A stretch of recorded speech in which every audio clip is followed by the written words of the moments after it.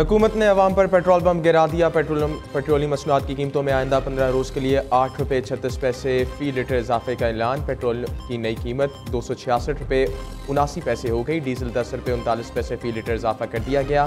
Diesel की नई कीमत 272 रुपये 98 पैसे हो गई। पेट्रोलियम मसनूआत की कीमतों में इजाफे को अवाम ने जुल्म की इंतहा करार दे दिया।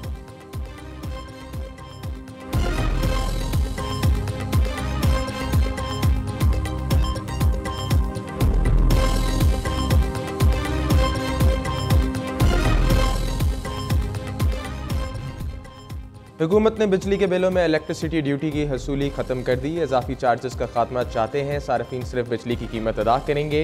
वज़ीर तवानाई वैस लगारी ने तमाम वज़ीर आला को ख़त अरसाल कर दिए। बिजली के नेट कम करने की हुकूमती इक़दामात भी उजागर किए।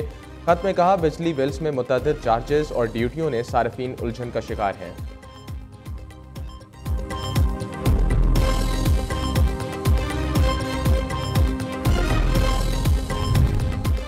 तनख्वाहों और पेंशन में 70% इजाफा किया जाए। कराची में उस्ताज़ा अपना हक लेने के लिए एक बार फिर सड़कों पर। हुकूमती वफ़द के साथ मुज़ाकरात नाकाम। उस्ताज़ा का वज़ीर आला हाउस की जानिब मार्च। रेड जोन में दाखिले की कोशिश पर पुलिस ने धावा बोल दिया। अहलकारों का मुजाहिरीन पर लाठी चार्ज। आंसू गैस की शेलिंग, वाटर कैनन का इस्तेमाल, मुतअद्दिद अफराद ज़ख्मी। 25 से ज़ायद उस्ताज़ा को हिरासत में ले लिया गया। टीचर्स अलायंस के रहनुमाओं का अचानक एहतजाज ख़त्म करने का ऐलान। आज दोपहर प्रेस कॉन्फ्रेंस में आइंदा की हिकमत अमली बताएंगे।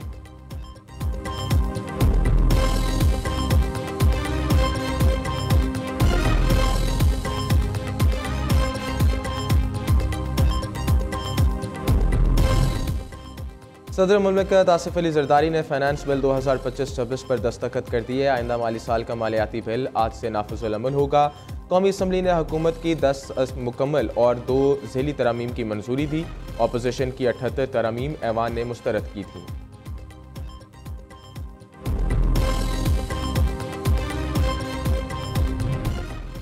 सिंध ताश मुआहदे की मअतली गैर कानूनी करार। भारत सिंध ताश मुआहदे के तहत जारी सालिसी को यकतरफा तौर पर नहीं रोक सकता।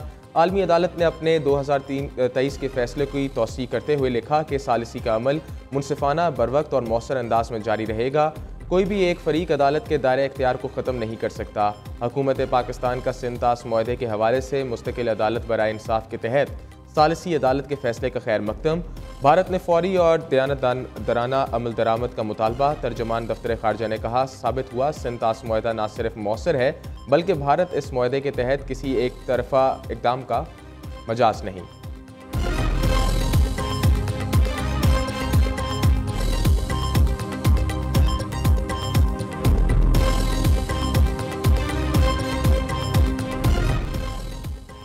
सिंध ताश मुआहदे की खिलाफ वर्जी जंगी इक़दाम होगा। दरियाओं का पानी बंद करके भारत पाकिस्तान पर दबाव बढ़ाना चाहता है। मोदी सरकार को अपनी मर्जी पाकिस्तान पर मुसल्लत करने नहीं देंगे।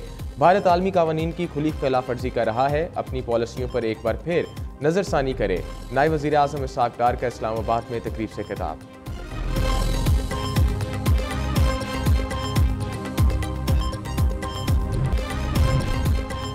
अमेरिका का शाम पर से इक़्तिसादी पाबंदियां उठाने का ऐलान। ट्रंप आज एग्जीक्यूटिव ऑर्डर पर दस्तखत करेंगे। तर्जुमान ने कहा, साबिक़ शामी सदर बशार अल असद, दाइश और ईरानी इत्तेहादियों पर पाबंदियां बरकरार रहेंगी। तर्जुमान अमेरिकी महकमे खारजा का कहना है कि गज़ा की मौजूदा सूरत हाल की जिम्मेदार हमास है।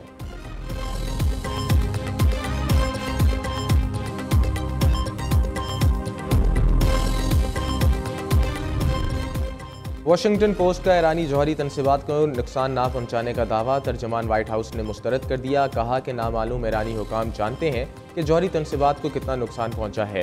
वाशिंगटन पोस्ट के मुताबिक अमरीकी इंटेलिजेंस हुकाम ने सीनियर ईरानी हुकाम के दरमियान हुई गुफ्तगू रिकॉर्ड करके बाद ये बात कही है, जिसके मुताबिक अमरीकी हमलों ने ईरानी जौहरी प्रोग्राम को सिर्फ कुछ महीनों तक पीछे किया है।